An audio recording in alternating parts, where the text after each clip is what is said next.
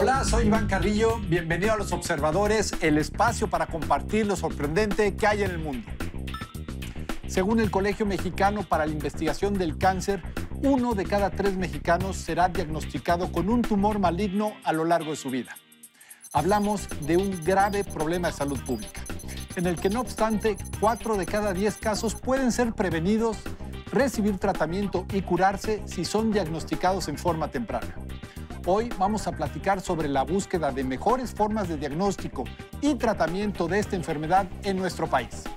Nos acompañan la doctora Claudia García Cuellar, de la Unidad de Investigación Biomédica en Cáncer del Instituto Nacional de Cancerología, el doctor Alfredo Hidalgo, investigador del Instituto Nacional de Medicina Genómica, y el doctor Luis Herrera, presidente del Colegio Mexicano para la Investigación del Cáncer. Esto es Los Observadores. Alfredo, ayúdame a entender el cáncer. Se dice que son muchas enfermedades bajo un solo nombre. ¿Qué quiere decir esto? Esto quiere decir que el cáncer en la actualidad lo clasificamos de inicio por el sitio anatómico en donde surge. Entonces, por eso hablamos de cáncer de mama, de cáncer de ovario, de cáncer de próstata. Adicionalmente, dentro de cada órgano puede surgir de las distintas células que componen cada órgano. Sí, los diferentes cánceres tienen diferentes orígenes histológicos, tienen diferentes características moleculares. Algunos tienen ciertas particularidades que los van diferenciando precisamente y nos lleva a hablar de finalmente una gran complejidad como una enfermedad multifactorial, es decir, producida por una gran variedad de factores que confluyen precisamente en lograr ese desbalance que lleva a las células a tener ese tipo de alteraciones. Desde ese punto de vista, pues sí, son varias enfermedades porque los aspectos clínicos difieren muchísimo. Sin embargo, todas ellas comparten cosas en común. Las células que componen los tumores, ya sean sólidos o líquidos, vamos a llamarlos así, como las leucemias, pues son células que no pueden controlar su proliferación, son células que no mueren bajo los mecanismos normales con los cuales las células normales mueren después de vivir un cierto tiempo y por lo tanto pues empiezan a proliferar, vamos a decir, de forma descontrolada. Es descontrol. Este es el origen y por esta razón todos se engloban bajo un mismo término. Exactamente. ¿Cómo me describirías el panorama de salud pública que representa el cáncer en nuestro país? Es grande, es muy grande. Es una de las enfermedades más importantes. Dentro de las enfermedades crónicas, además de las ligadas a enfermedades cardiovasculares, el cáncer es una enfermedad muy, muy importante que constituye un problema de salud pública, por lo tanto, debe de ser abordada desde diferentes puntos de vista, es decir, investigación y terapéutica, tratando de pues llevar a cabo un buen manejo de aquellas personas que corren con este tipo de enfermedad. Se pensaba hace tiempo que en realidad nosotros teníamos más problemas del rezago, como la desnutrición, la muerte materno-infantil, una serie de cosas, pero estamos pasando por una transición epidemiológica. ¿Esto qué quiere decir? Que estamos teniendo todavía problemas del rezago, todas estas muertes materno-infantiles y todo, pero cada vez los problemas como que se asociaban antes con el primer mundo, como el cáncer o las enfermedades cardiovasculares, están tomando mucha relevancia. Y además esto también tiene que ver con la transición epidemiológica y la transición de nuestra pirámide poblacional. En realidad seguimos siendo un país de jóvenes, pero en muy pocos años el cáncer también es una enfermedad de los viejos. Y el principal factor de riesgo para desarrollar cáncer es la edad. Entre más viejos somos, tenemos más riesgo de desarrollar un tumor maligno. El cáncer es una enfermedad compleja cuyo origen tiene componentes genéticos y ambientales. En los últimos años, los científicos mexicanos han producido un estimado de 1,200 publicaciones y 8 patentes relacionadas a ella.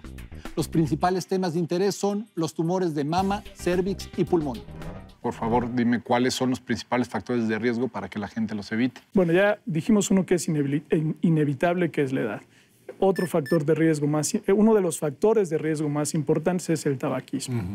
Y el tabaquismo, si la población mundial dejara de consumir tabaco, estaríamos evitando el 30% de los casos que actualmente aparecen. Uno de cada 3 exactamente, cánceres está asociado al consumo de tabaco. Según estudios de la Asociación Americana de Investigación en Cáncer, hay 2 factores medioambientales que podrías controlar el día de hoy para bajar la incidencia de muerte por cáncer. Dos en concreto, es lo que dice, no es todo un panorama. Son el 60% de las muertes provocadas en la actualidad con cáncer se relacionan con estos 2 factores ambientales. ¿Y cuáles son? El consumo de productos del tabaco y la obesidad y el sedentarismo.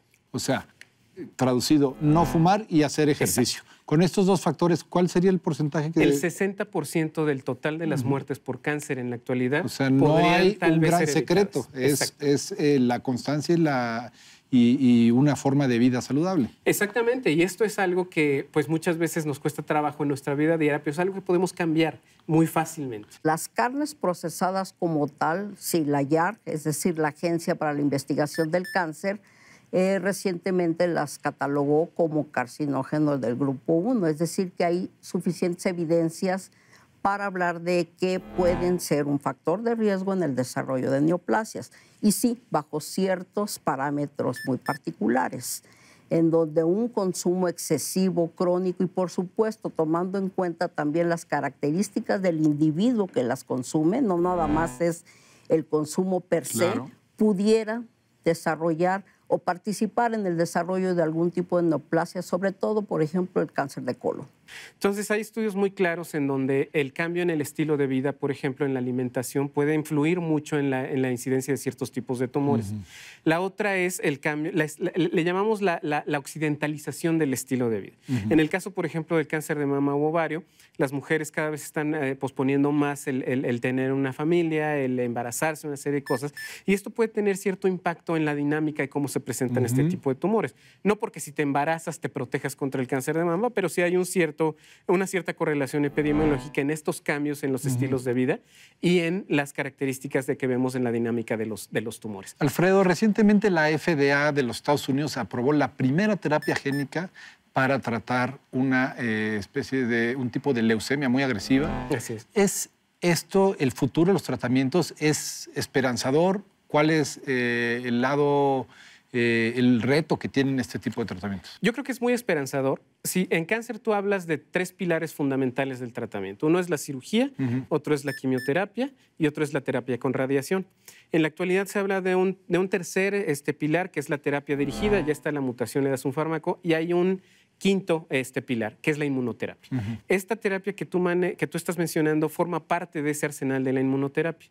Y lo que hacen ahí es tomar células del propio paciente, las modifican genéticamente para identificar una proteína que solo expresan las células de la leucemia de ese paciente y se las regresan al paciente. Y de esta forma activan el sistema inmunológico del mismo paciente para atacar a su tumor. Y las tasas de éxito y de respuesta al tratamiento son elevadísimas. Entonces, realmente son muy buenas noticias para el manejo del paciente oncológico, y no nada más están dando en leucemias. Hay otros tipos tumorales, incluyendo algunos sólidos, en donde la inmunoterapia parece ser que está jugando un papel fundamental. ¿Cuáles son las desventajas? Que dado que es un tratamiento súper personalizado, su costo se eleva muchísimo. Claro. Cada ciclo de tratamiento de esta naturaleza cuesta $475,000. Este año, el Senado de la República aprobó el Registro Nacional de Pacientes de Cáncer, cuyo objetivo es generar información estadística sobre la incidencia de esta enfermedad en los mexicanos. El registro proporcionará los datos del paciente, del tumor y su localización anatómica, así como el tratamiento recibido y la supervivencia, entre otros datos. Será una herramienta para monitorear los esfuerzos de prevención y tratamiento en nuestro país. ¿Lograremos vencer el cáncer? Pues creo que la meta debe ser que el cáncer se convierta en una enfermedad crónica controlada. ¿Qué quiero decir? Pues que sabemos que probablemente no se va a curar, no va a haber una curación al 100%. Probablemente en algunos tumores sí se puedan tener éxito y presentar tasas de curación altas. Sin embargo, en la mayoría de ellos, siendo enfermedades muy complejas, pues vamos a tener que aprender a vivir con ellas. ¿Consideras que en el futuro encontraremos una cura, un tratamiento que solucione, que nos lleve a la erradicación de esta enfermedad? Es algo difícil, por lo que hablábamos anteriormente de la de que el cáncer es una enfermedad multifactorial.